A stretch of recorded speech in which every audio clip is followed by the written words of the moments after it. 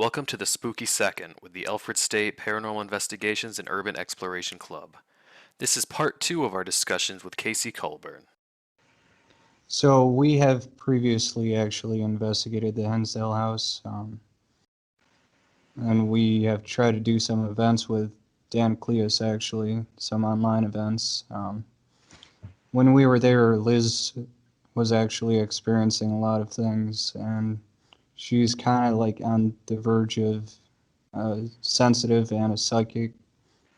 Um, she probably has a lot of experiences she would be able to talk to you about at Hensdale.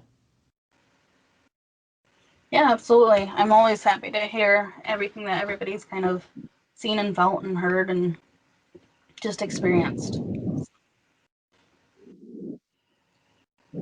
Okay, so yeah, I have, when we went to Hinsdale House, at first I didn't feel anything. At first I was kind of like wondering if it was actually haunted. I wasn't really feeling much, and then we started talking to Mike, and Mike was very nice and very welcoming, and um, we had a very good conversation with him, and then I went out into the woods area and there was a lot of by the tree that had all of the what are they called? I'm not actually sure. The feathers, the offerings. Yes, all the feathers, yes, all the offerings on it. And I heard a lot of crackling. I don't know if it was animals, but I'm thinking it was the spirits. We weren't getting much, like they weren't talking to us very much out there when we were using dowsing rods and pendulums out there. We weren't getting much out there, but I just kept hearing a bunch of crackling, and I was curious if that was the spirits. But then when we went upstairs to Mary's room, that's where I really started like connecting with the house. And Mary and I formed a very strong connection just in our little um, interaction that we had. So strong that one of our past members uh, kind of touched one of her dolls, and that made her very angry. And I was downstairs in the kitchen, and I could feel her anger, and I just was like, "Why did you guys mess with Mary's stuff? She's very angry with you," and I had to go calm her down. Mm-hmm. Um, a few of our other members said that they went down into the basement and felt more negative presence down there. Mm-hmm. I couldn't go down in the basement due to the way that where I was afraid to. um, but I felt a very strong presence just in the bathroom. Uh, as the night got as it got later in the night, I started feeling more negative stuff, which is when I was like, we should probably leave. And so, but other than that, I really enjoyed our investigation there. It was probably one of my favorite ones that we've done so far. Yeah, that everything that you're what you're saying is quite common. My first, I started doing the investigation side of things because it's a like safe. I felt like it's a safe way to kind of practice your mediumship and your abilities because you kind of have an understanding of what you're walking into. You're not just kind of like going in blind. There's always the possibility of something that you don't know is going to pop up, but it's a little bit more than just going into any random location where you don't know anything. So I do like that, especially if you are practicing these things. And usually you're with people that are paying attention to the same thing, so it's safer. And so the Hinsdale house was my first location, and maybe it was because I had like a huge block up because I was ready, but I wasn't ready, so I was hesitant. Um, and I didn't get anything the first night at the house, and I even was like, I don't know, it's a cool location, but maybe it's not all that it's chalked up to be.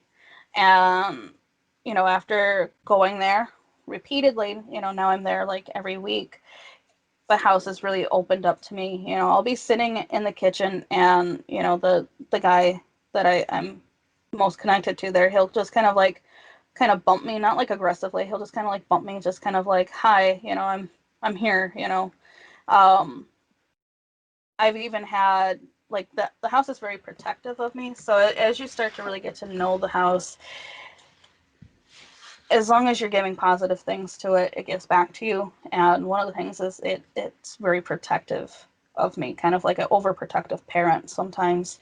And I was talking to another volunteer about the Lizzie Borden house, which it didn't like me being at.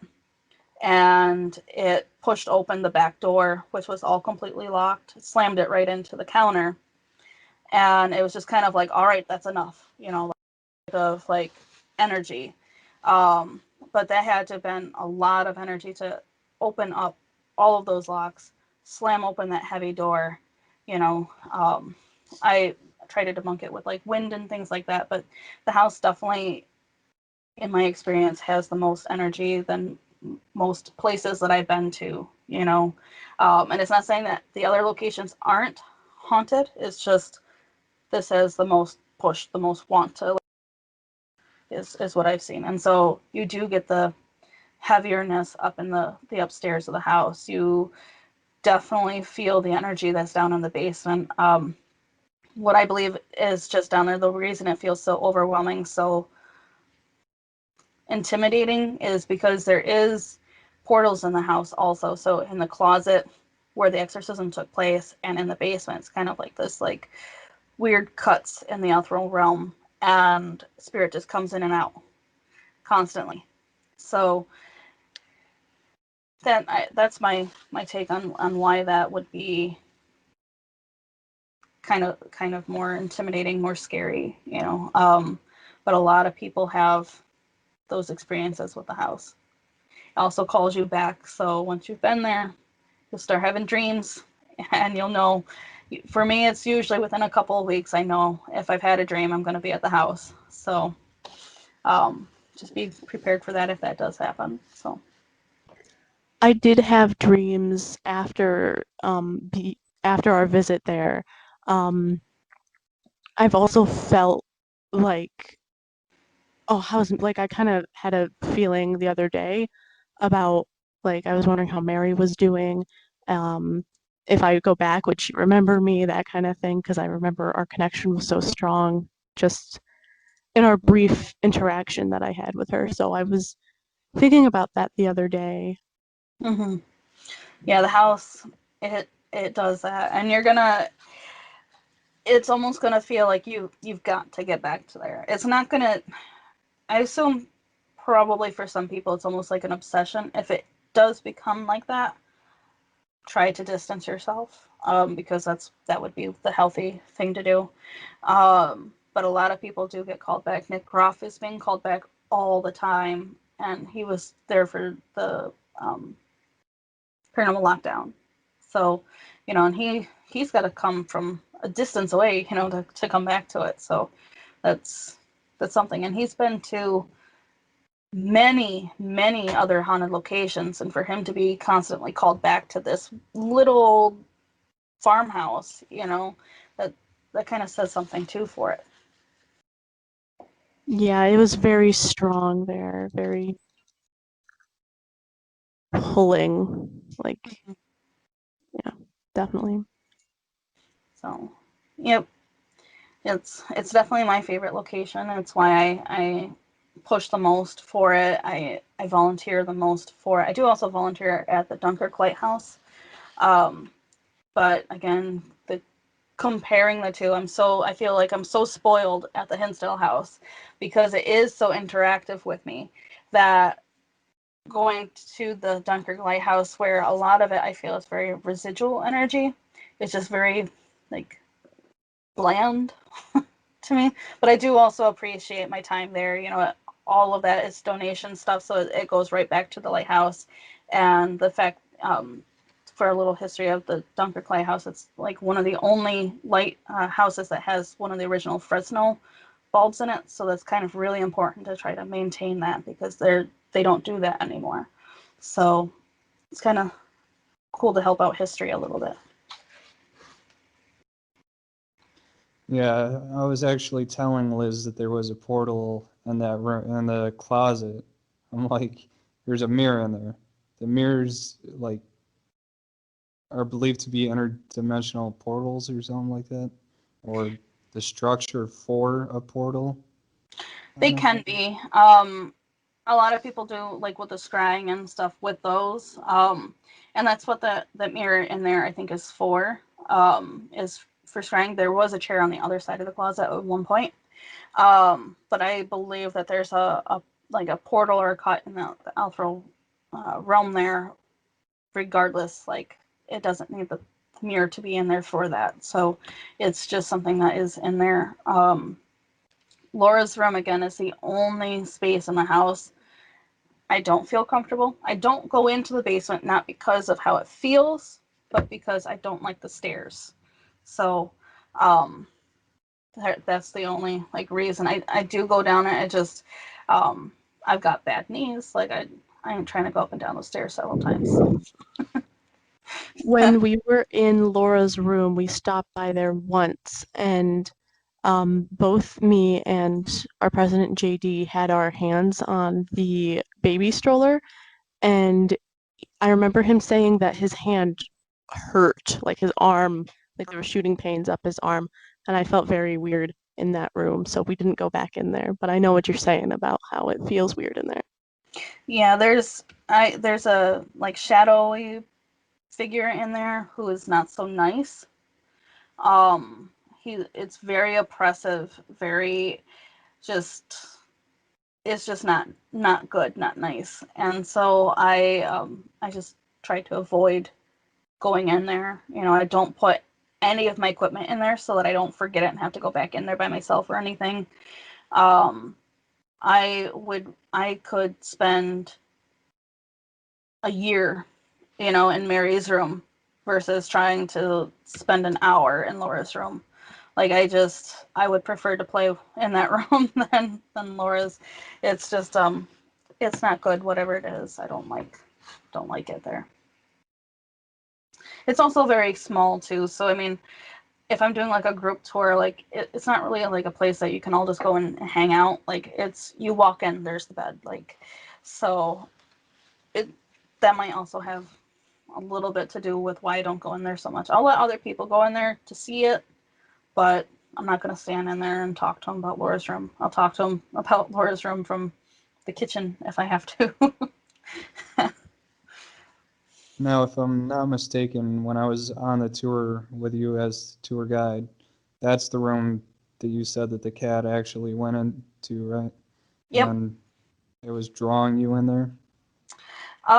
It's possible that he was drawing me in there or that he just was, you know, had to kind of go out of view type of thing.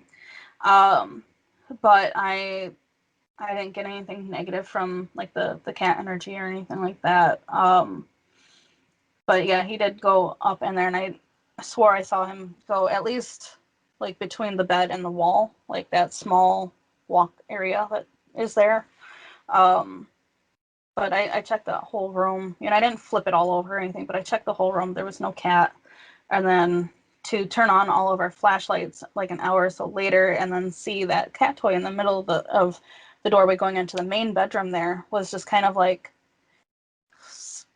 the strangest validation. Like why would there one okay, maybe there was somebody brought a cat toy, but why would it be in the middle of the doorway when there are no cats and it wasn't there when we walked in? So that was it was pretty weird, pretty strange. I've never had anything quite like that happen. So and it hasn't happened again at the house either. So Do you think that animals leave a presence or an individual spirit like humans can? yeah, absolutely. So the dandies at the house, they did have cats. And so one of them, you know, I saw what would have been like a shadow cat, you know. So it's possible that maybe I saw the cat Jinx, who was supposed to be like a black cat. Um, that sort of thing happens all the time. I know after my uh, Pyrenees, my great Pyrenees passed away, like I'll see him and I'll hear him still today, like I'll be in the other room doing something and then I'll hear his real big, deep bark that he would have. And yes, I do have other dogs, but they're not capable of making that sort of bark. Like it was just I don't know, you'd have to find a YouTube video or something, but Pyrenees there, he was 180 pounds. He's got this bark on him, and so I'll still hear that and I'll be like Cola, and open the door expecting 180-pound white dog standing there and nope. Meanwhile, the other dogs are kind of like, that was weird. Phoebe gets so excited. My one dog too. She knew him, and she gets so excited she'll like run around the house looking, like where is he? So yeah, so definitely you can still see them, still hear them. A lot of people will kind of sense them too. If you're like super close to your pets, you'll kind of sense them, and it's energy. That's what all living life is energy. So it's gotta go somewhere, so. Well, my family also has, so me and my mom are kind of like sensitive. We can feel stuff. We can't see things.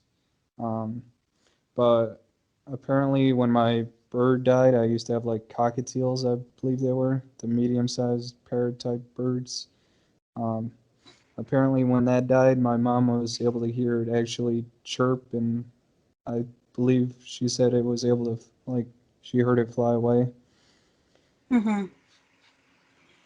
It's very interesting how the animals make themselves known even when they're not in our physical realm anymore.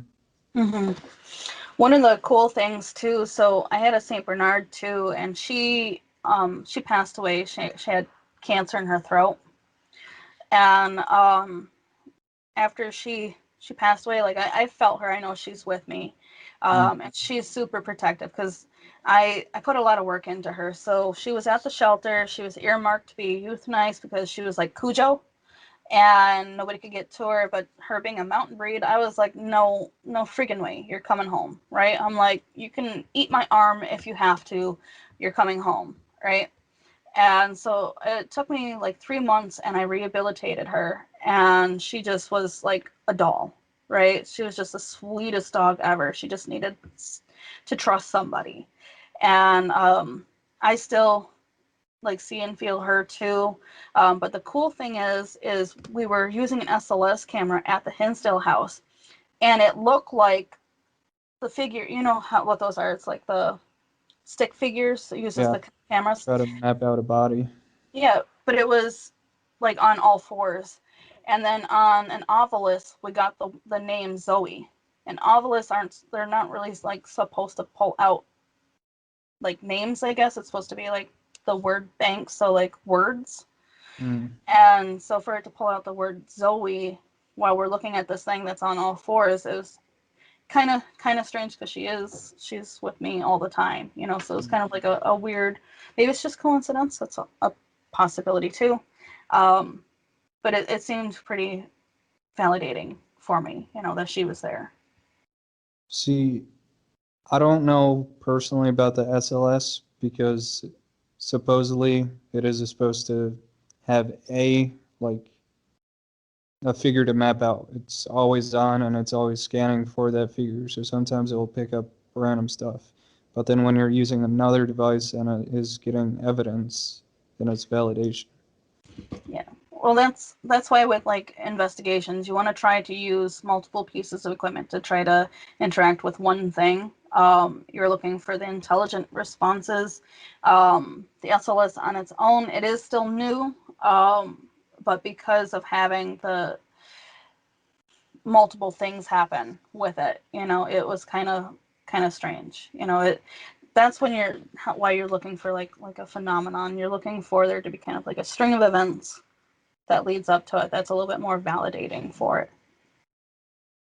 And for you, Molly, and Liz, basically the structured light sensor camera is the Xbox 360 fitness like scanning camera. and it's hooked up to a tablet that uses an application that is able to see like how these sensors mapping things out.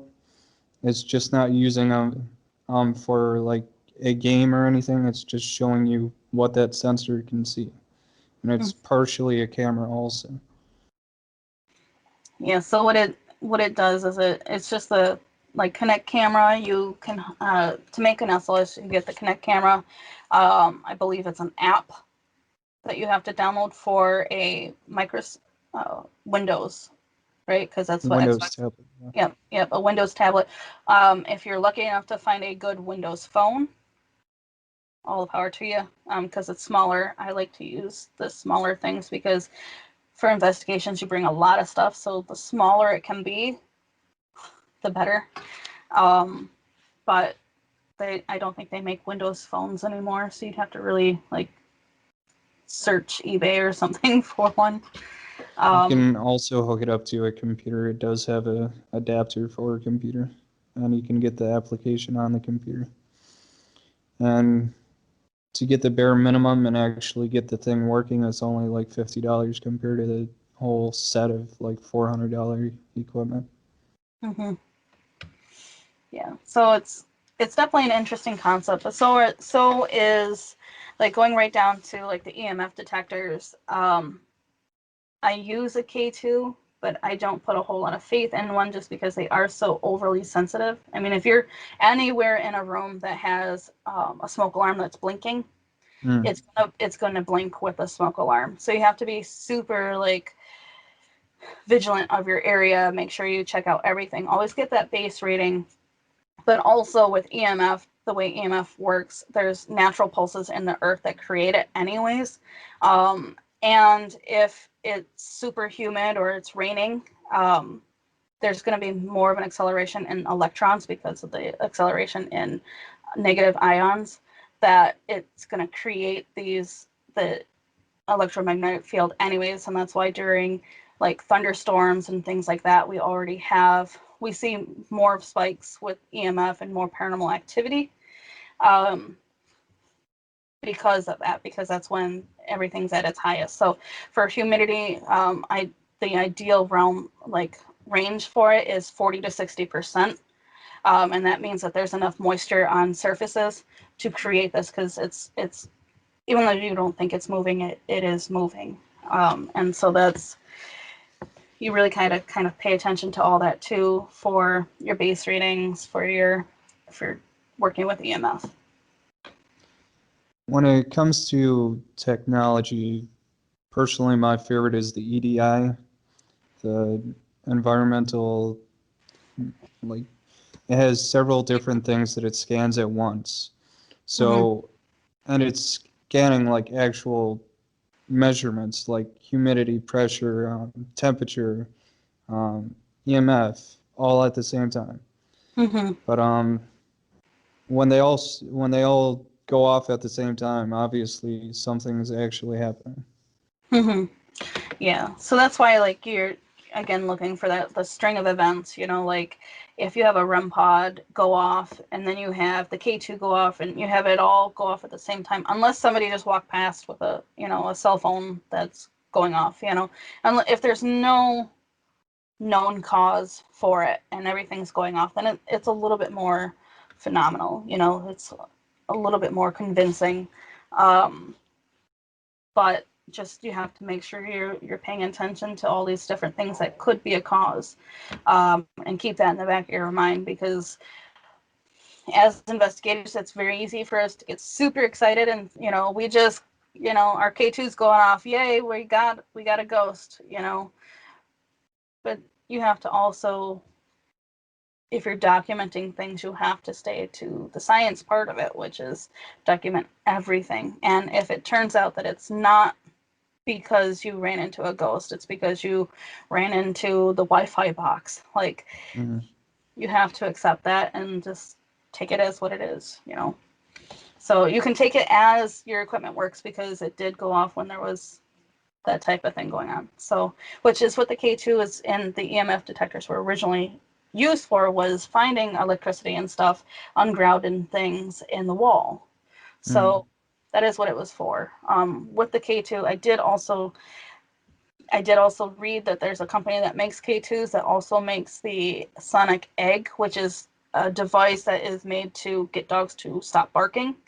And as a dog trainer, I can tell you that that's a piece of crap device.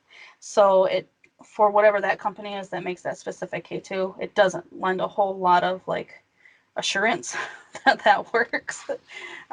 So you just have to really check into all this stuff. So Yeah, and then it's like on TV, you get like everybody's using a spirit box. Mhm. Liz likes it, but I personally, I guess I wouldn't know enough how it works in order to rely on it more. Mhm. So with the spirit boxes, I do use them. I like the SB7 the most. Yeah, Um, that's what we have, the smaller one. um, but again, it's just trying to find the intelligent response, seeing if other things can kind of help validate that response as well. Um, and then just, you know, making sure that you're not kind of like just stringing words together in your brain to make a story. Make sure that it's, if it's just for fun, because there are investigations that are just for fun, it's more like your Mm. public tour, then whatever, it's not like a scientific like documentary, like just let yourself have fun. Like sometimes like I'll have 12-year-olds on my team, like as I'm walking through the Dunkirk Lighthouse or whatever, and even though I know they're standing underneath that smoke alarm, like they think in that moment like, hey, I'm Zach Bagans, I got this K2 in my hand, it's glowing, like I caught a ghost, right? That excitement, like I'm not going to take that from them. Let them be a 12-year-old boy who thinks he's Zach Bagans, like it's not hurting anything. But for documenting things, yeah, just make sure it's intelligent responses within a reasonable amount of time. So like if I ask what's your favorite color and then an hour later it says the color blue, no, it's too late. It does take a lot of energy, but to properly document it, it has to be within a reasonable amount of time. So with that said, give spirit enough time to answer the questions. Don't just, what's your favorite color? What's your favorite house? What's your favorite dog? Like, don't do it so rapid fire that they don't have a chance to answer. The thing that I also don't like is if a word does come through, it's not entirely separated from everything else. It's within like these other sounds and words and stuff and coming out. Yeah, it can be. I don't like the echoey boxes. I don't like that, because if it's not like, if I don't understand it the first time, I don't want to hear it 3, 4, 5 other times. So, but that's just me being very picky. I cut dry, like I don't mess around with it. Um, but you have to try to like use other forms of equipment and stuff to help validate those things. So like if you're using a spirit box, maybe you're going to use something like the obelisk or something that can also pull up words. And then if you hear the word dragon over here on the spirit box and you hear the obelisk say dragon, that's a little bit more validating. So you have to try to couple these things so that you get the best chance for like I don't want to say class A, but like a more convincing piece of evidence.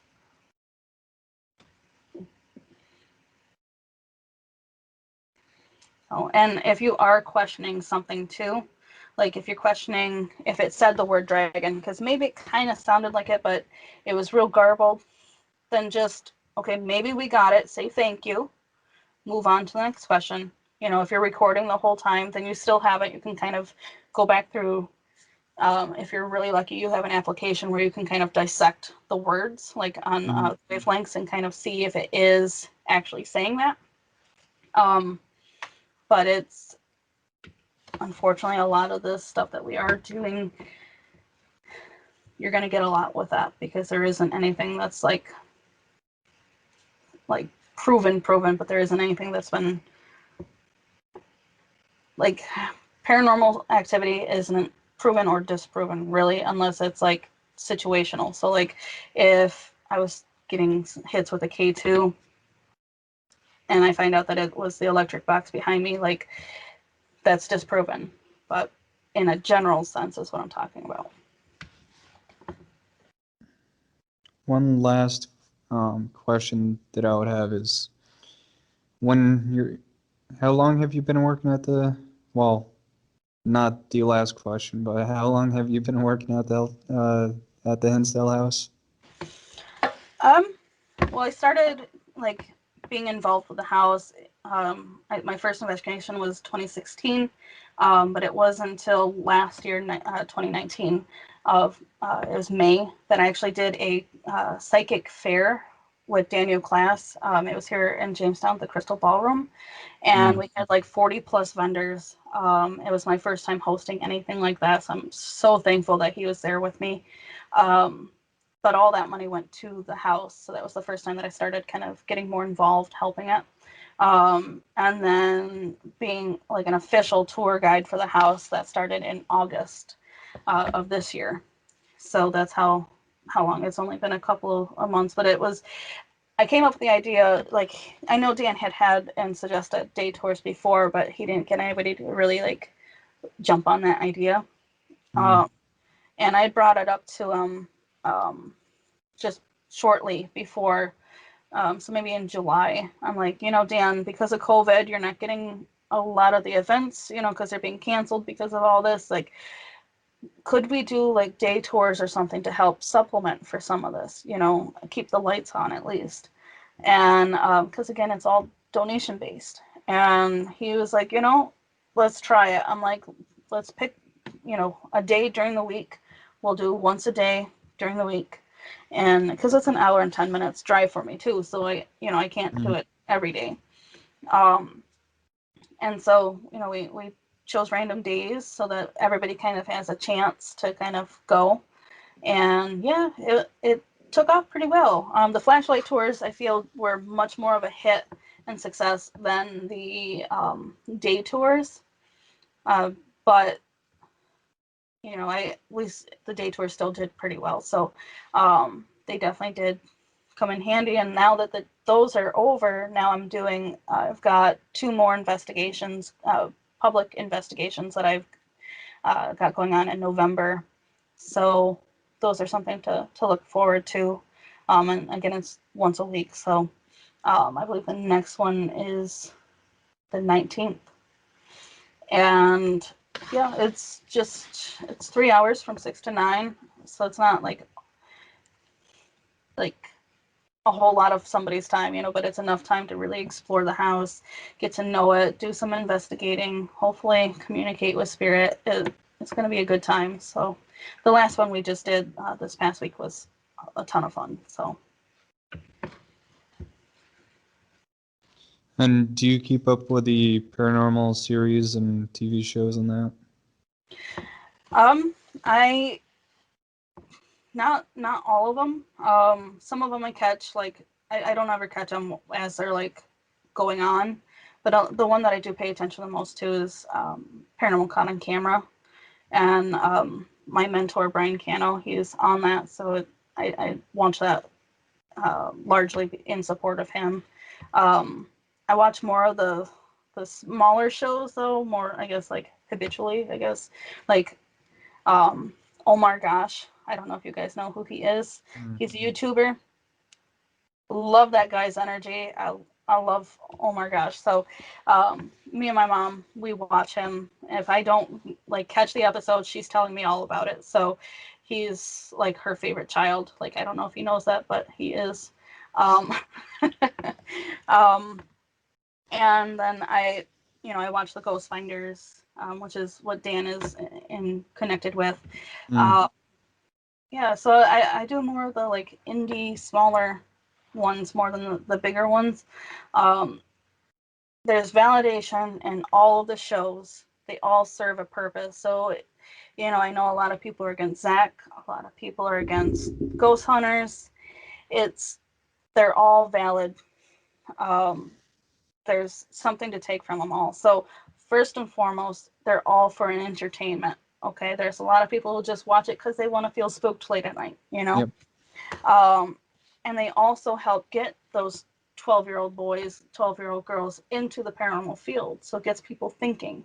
So regardless of how you feel about their methods and what they do and what they're using and whatever, their personalities, there's something to take from them all. And that's what I kind of focus on. So if I'll watch Ghost Adventures, I'll watch Ghost Hunters, I'll watch Kindred Spirits, I'll watch Paranormal Con and Camera, I'll watch them all, but it's just not something that I just like, it's not my first go-to for stuff. I like shows like Community and like One Day at a Time, like those shows.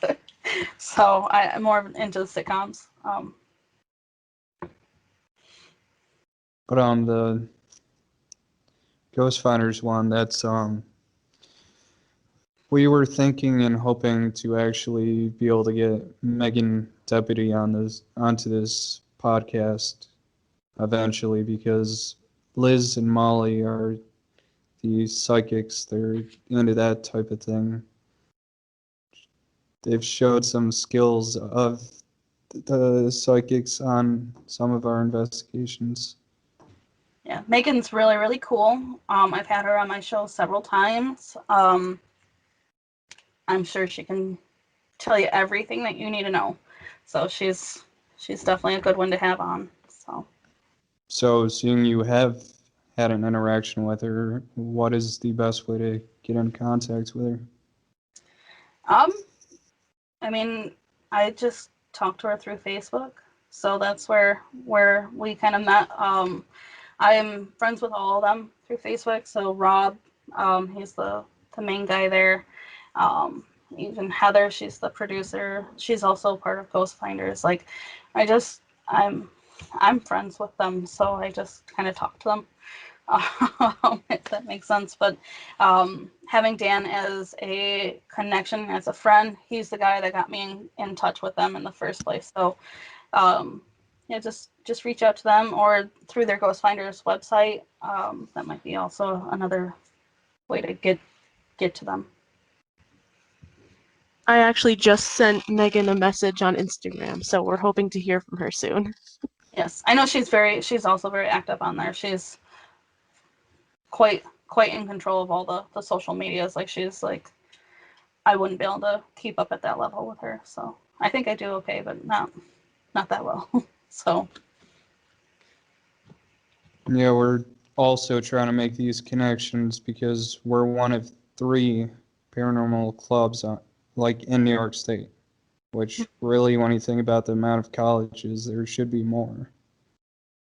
Just apparently people aren't as interested in it. mm-hmm. Well, I know that it is starting to grow a little bit more each day. When we did the psychic fair here in Jamestown, it was like the first one like ever, or at least in like 20 plus years. And then we had at least 400 people show up, so we had 40 plus vendors, we had speakers, and then we were also doing like mini tours, like mini ghost tours, where you would go down. I called it the hells of the ballroom, because you would go down into like the basement of the hotel, which is like massive, and do an investigation down there while everybody is up top with the vendors and the readers, and then some people in kind of like the side room for a gallery reading. So we had all these people just in there. The mayor showed up. Like, he was like so interested. He was so happy to see all these people come in just for this one little event, and then to find out like that it was just somebody who's just starting out doing this stuff. He was like, wow, that's cool. So I'm actually, because of that, I'm actually a part of the events like committee type thing with it, with the city.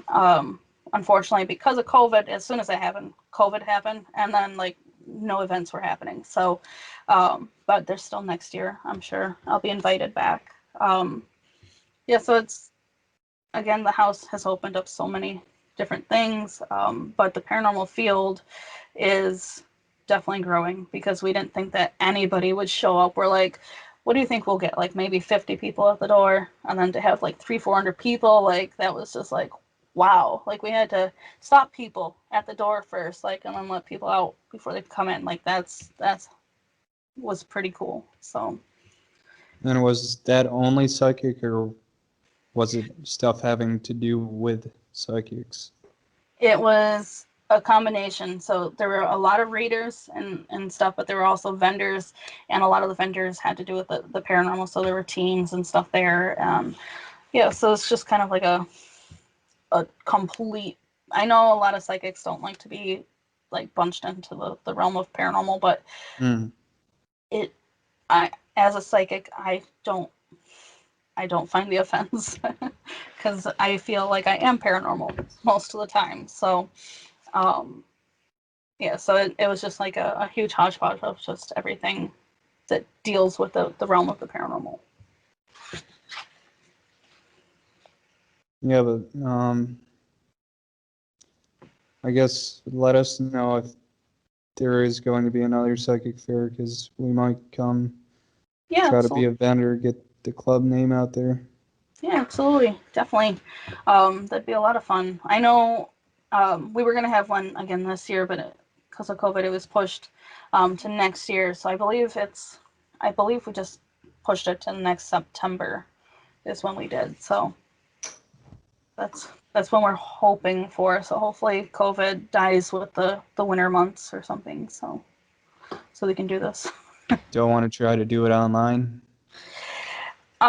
There because of the amount of vendors and stuff that we have, like I don't quite know how that would work. I know that a lot of places have been doing things like that, but that would be something to talk with Dan with, I guess. But I know that they do certain things with that, but I don't know how the craft vendors and stuff, places, people that make certain things, I don't know how that would work too well. Last question here, because apparently I'm getting booted out of the SLC. This is what I was building up for, but through working for the Hensdale House, you've probably met a lot of popular investigators. Who were the people that you were most excited to meet? Um, so I'm excited always to meet anybody new in the paranormal field. It's one of my favorite things about being in the field is that I do get to meet so many cool different people. Um, but of like noteworthy, I guess. I met Brian J. Cano of Paranormal Con Camera and the Haunted Collector.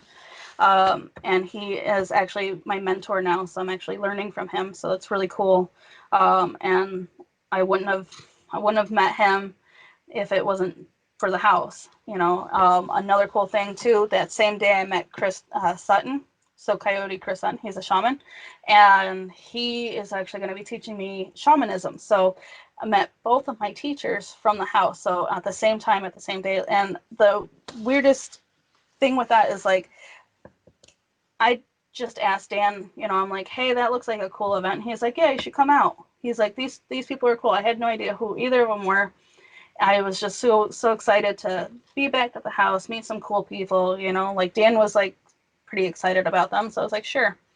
And then I found out afterwards that they've been on Travel Channel, and now they're both teaching me. Like it just everything lined up so well. Um, so I just yeah, they've been pretty supportive of everything. I've also met Nick Groff through the house. He's really cool, very down to earth. And all the ghost finders, I got to meet them there just recently in person. So that was really cool. Um, the list really kind of goes on and on and on. But yeah, I enjoy talking to all of the paranormal investigators that I meet. I have also, not because of the house, but I have also talked to Daryl Martin. I haven't met him in person yet, but I actually worked on a project that is still in the process of being worked on called COPPER, or Community of Paranormal Research. And so that's something that I'm working on him with, and it's going to be kind of like an archive for paranormal, like document evidence type stuff. So it's going to be kind of cool.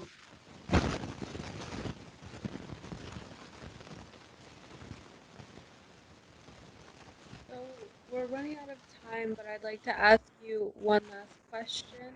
And what is your belief of the afterlife? Um, so I do believe that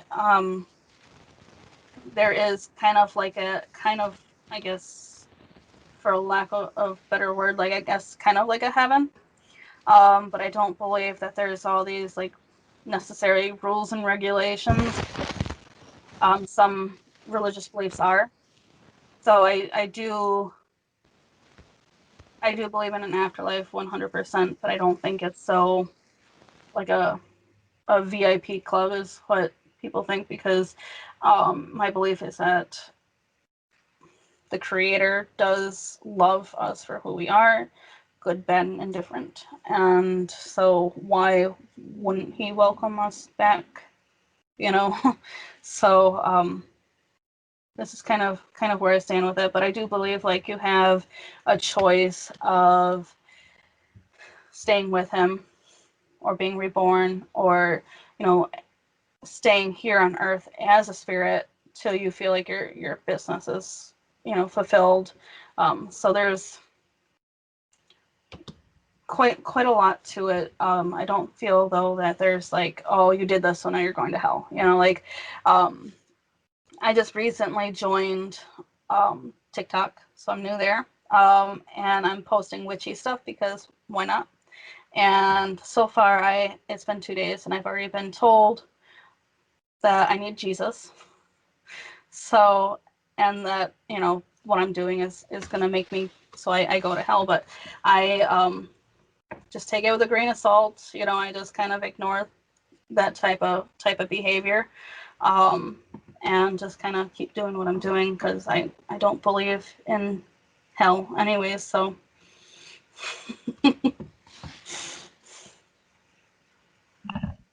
Okay, so we're going to wrap up here probably.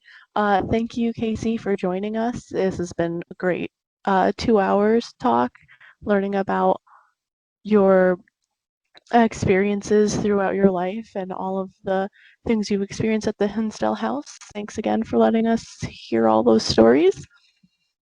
yeah, absolutely. Thank you guys for having me on. I enjoyed always talking about the paranormal and about the Hinsdale House. So it's been a real treat for me. Thank you. Thanks for everyone joining in and listening to this week's podcast. Our podcast will continue for the rest of the semester, whether or not we're on campus. After the podcast is aired live, you will be able to catch it on several different podcast listening platforms, including Spotify. Just look up ASPI and UX Club, and it will show up. Also, make sure you follow our club on Instagram, Facebook, and Twitter to keep up with the podcast as well as all of our events. If you want to join the club, just head over to Pioneer Link and join our club on the website. Again, thank you all for listening and have a great night.